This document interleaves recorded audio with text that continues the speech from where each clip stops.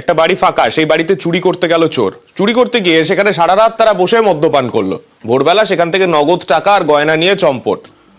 আমাদের সঙ্গে আমাদের প্রতিনিধি অর্পণ রয়েছেন, অর্পণের কাছ থেকে একটু বিস্তারিতভাবে জানবো। অর্পণ, এই ঘটনাটা কোথায় ঘটেছে তোমার থেকে একটু বিস্তারিতভাবে যেমন জানবো, তার পাশাপাশি এই ঘটনা এইরকম ভাবে তারা রাত্রিবেলা বাড়িতে ঢুকে মদ্যপান করলো, পুলিশ সূত্রে এখনো পর্যন্ত কি কি তথ্য উঠে আসছে? দেখো, সোনারপুর থানা সুভাষ গ্রামের এই ঘটনা।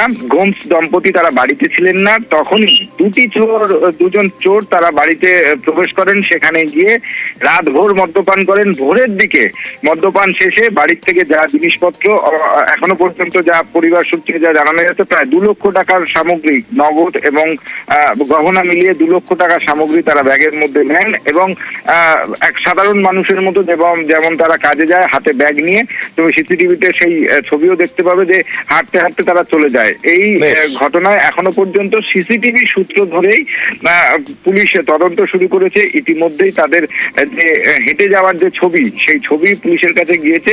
এই ছবিকে হাতিয়ার করেই পুলিশ তদন্ত শুরু করেছে। বেশ, ধন্যবাদ অর্পণ।